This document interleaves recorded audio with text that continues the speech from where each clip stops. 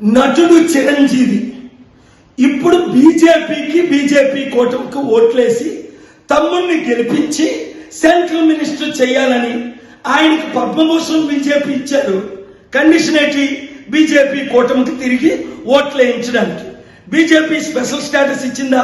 Special package ఇచ్చారా? Smart సిటీలు కట్టారా? పోలవరం కట్టారా? రైల్వే జోన్ ఇచ్చారా?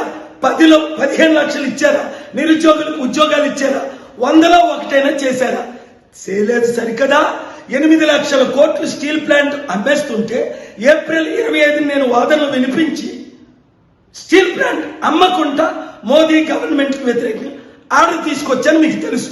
అందుకనే విశాఖపట్నం ప్రజలందరూ అరే ఇలాంటి సత్తా ఉన్న మన నాయకుడు, బడుగు బహుజనుల నాయకుడు కేఏ పాల్ ఎంపీగా గెలిపిద్దాం, కొండ గుర్తుకే ఓటేద్దాం అని నిర్ణయం తీసుకున్నాను.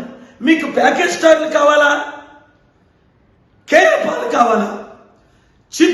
చిత్తుగా పవన్ కళ్యాణ్ పిఠాపురంలో ఓడించండి. మీరు ఎవరికైనా ఓటేయండి. ఎవరో ఒక చెప్పులు కుట్టేమని అబ్రహాం లింకన్ లాంటి క్యాండిడేట్ గా ఉన్నారు, ఓట్లేయండి. వీళ్ళకి బుద్ధి చెప్పండి.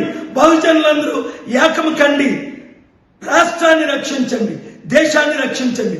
ఈ వీడియో అందరికీ షేర్ చేయండి. సచిన్ తెండూల్కర్ కి భారతరత్న ఇచ్చిన కాంగ్రెస్ పార్టీ తిరిగడా సోనియా గాంధీకి ఓటేయమని? అది ఈ ప్యాకేజ్ స్టార్ల మాట నమ్మకండి, వినకండి. మరొకసారి బుద్ధి చెప్పండి.